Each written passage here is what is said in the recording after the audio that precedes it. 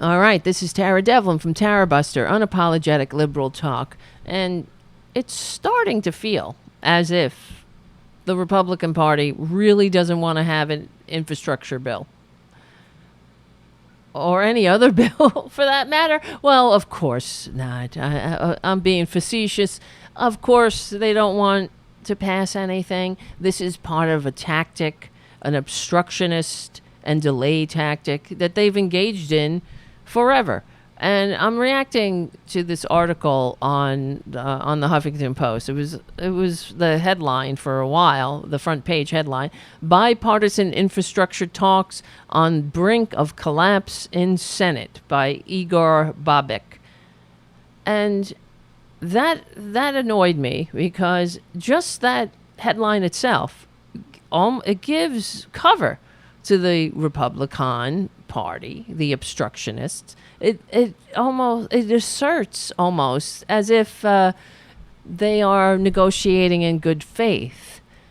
That's what this article assumes, and they're not. So how many times will they pull the football? Will they play Lucy and the football, right?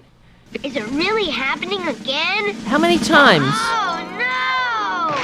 Will they play their obstructionist tactics, and everyone has to pretend that they're sincerely trying to govern? This has been going on forever. Remember, let's remember. Let's go down memory lane a little bit to put it all in context.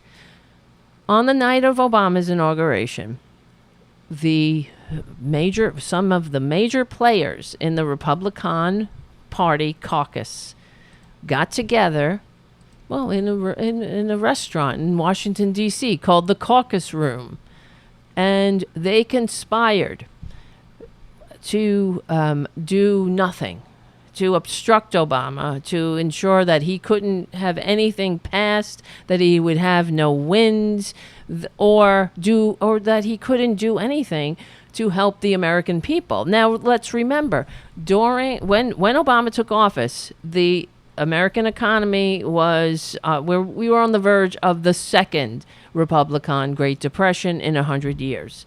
Now we're just coming out of the third near Republican Great Depression, but that's another video for another day.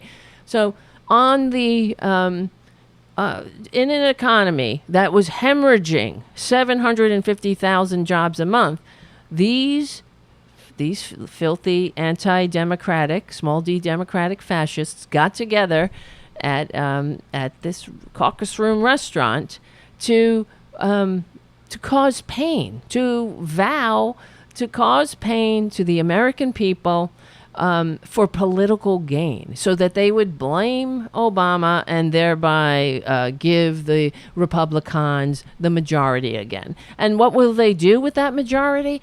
Nothing except turn the United States into the United States of serfs and lords, and we're well on our way there, that's for sure. So right here, yet again, we're experiencing their standby. It's an old standby for them. Obstructionism.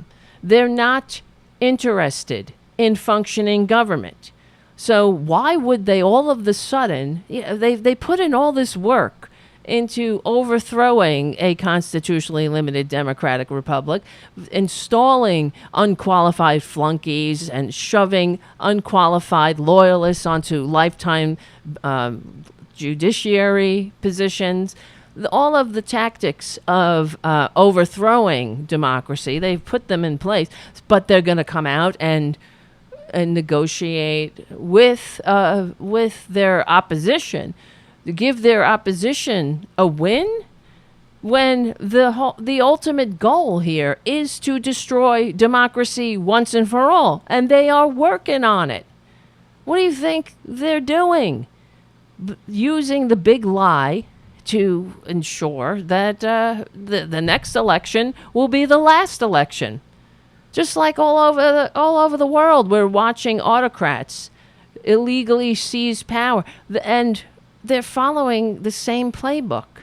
And just read what happened to Turkey What happened to when the same thing, the big lie. They spread the lie, the illegitimate election. And this thing, what we're watching here with the obstructions of the infrastructure bill, is yet another case in point where the underlying message is that the only legitimate government is Republican government.